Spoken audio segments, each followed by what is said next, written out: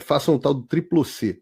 Curta, comenta, porque a integração do chat ajuda muito, e compartilhe. Você pode fazer essas 3 coisas que ajudam o algoritmo a aparecer. Mas eu não estou brincando não, pessoal. Dá uma paradinha agora de 1 segundo e clica no joinha, porque às vezes sabe, essa pessoa já está acostumada a ouvir isso. Não, é importante que você faça isso, porque se você não fizer, inclusive atrapalha o vídeo. Parece que o vídeo é menos relevante. Então... Rapaz, eu tenho um monte de coisa aqui ainda e preciso encerrar já. Então eu vou ter que correr. OCDE, preocupada com corrupção, porque o Dias Toffoli, a serviço do Lula, está fazendo lambança e enterrando de vez o legado da Lava Jato. O Deltan Dallagnol, o maior ícone da Lava Jato, reage, dizendo que o Brasil vira vergonha internacional pela impunidade.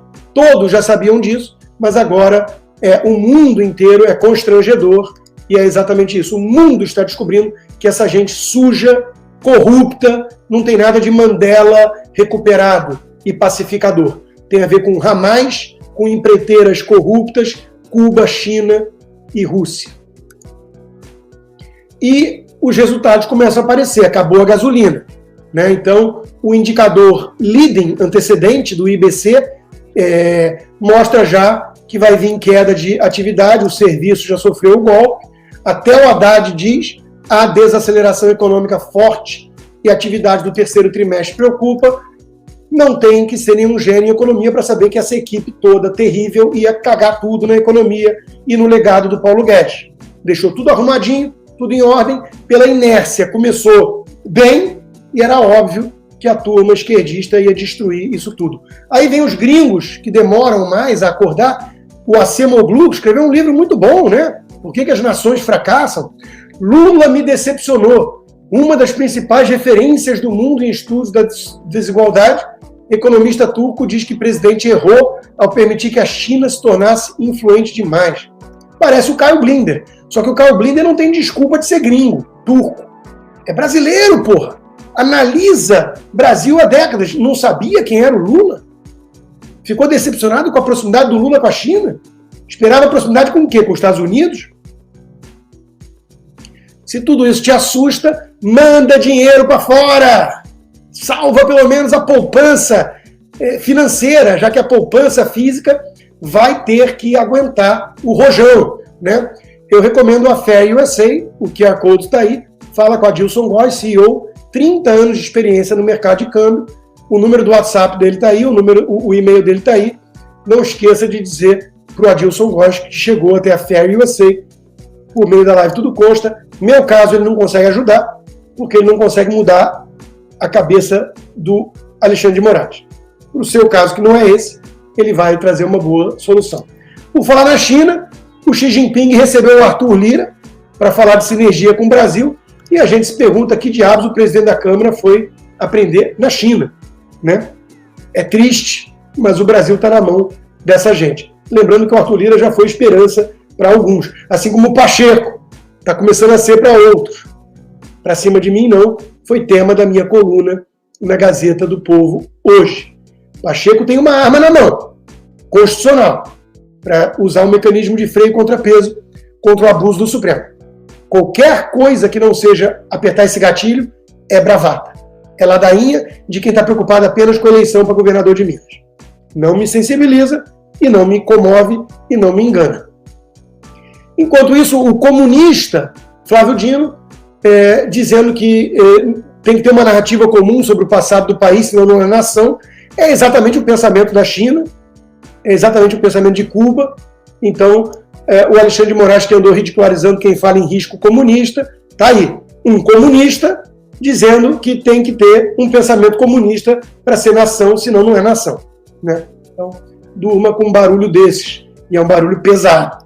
Bom, o Deltan Dallagnol, sobre a fala do Gilmar Mendes, dizendo que o STF elegeu o Lula, apenas admitindo que esse discurso, né, mostra exatamente que o Supremo tem lado, é partidário e praticou ingerência na eleição para poder beneficiar o seu candidato, que é um candidato, by the way, corrupto e comunista, e está aí a consequência disso. Muita gente tucana fazendo cartinha para salvar a democracia e fazendo vista grossa para essa ingerência, militância, ativismo inconstitucional do próprio guardião da Constituição. Como, por exemplo, esse magistrado aqui, né? Que tinha a senha Lula22, em homenagem ao seu guru Lula, e que ligou para um desembargador se passando por outra pessoa para tentar intimidá-lo. O que não é trote, não, é crime. Punição dele: admitir comportamento inadequado, eufemismo, e ser remanejado.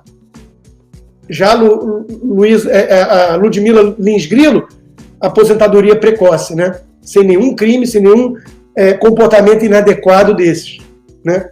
Então, o Poder Judiciário protege os seus, e os seus são todos eles meio corruptos, meio marginais e totalmente esquerdistas, né? Mulher de Randolph é nomeada assessora no gabinete de Carmen Lúcia. Está tudo em casa. O senador saltitante, que alguns ficaram surpresos, não com o nepotismo, mas com o fato de ele ter uma mulher, né?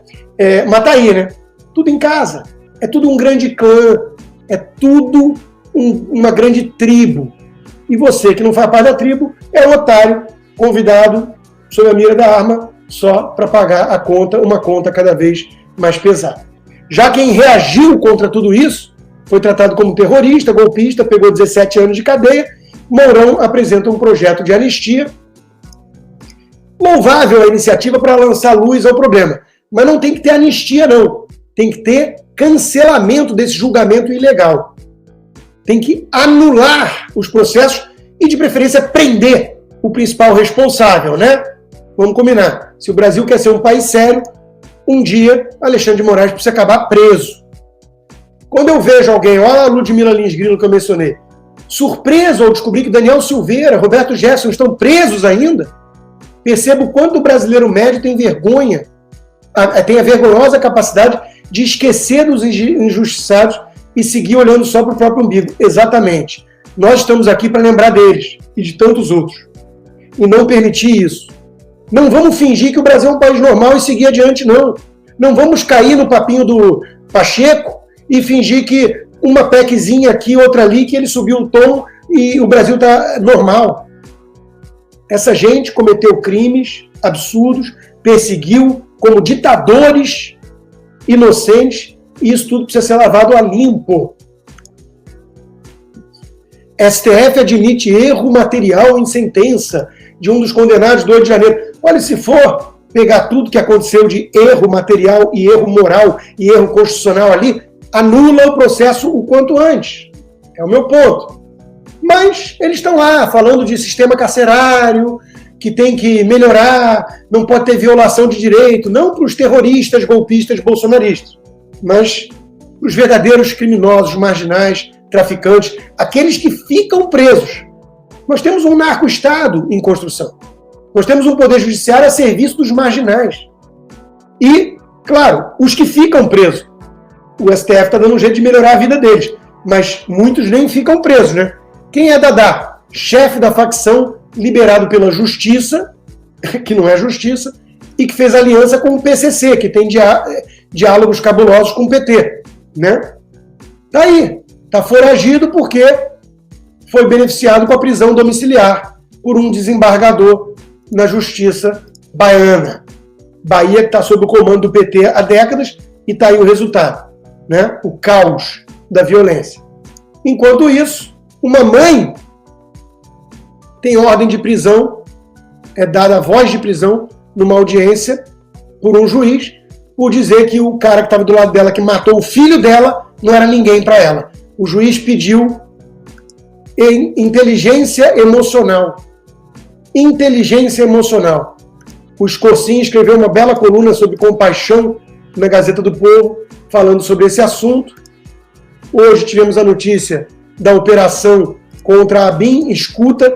Quero lembrar só que o Alan dos Santos já disse em outras ocasiões que o motivo real da perseguição contra ele, que fez ele se exilar nos Estados Unidos, foi ele ter denunciado escutas do STF ao governo Bolsonaro. Quero só lembrar disso. E por lembrar dele, lembro de outro exilado, o Monark, que disse: eu só volto para o Brasil quando Alexandre de Moraes e pelo menos mais uns 5 ministros estiverem na cadeia por romperem a Constituição e traírem a pátria, tratando o brasileiro como escravo sem direito, lixos da humanidade.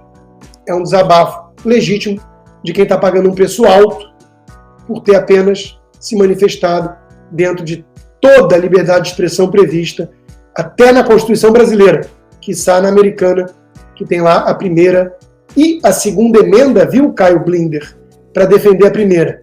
Tá lá.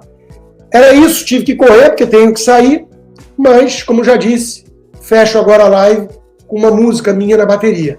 Meu canal Rod Constant Drums foi derrubado do YouTube depois de 2 anos e meio por strikes de copyright.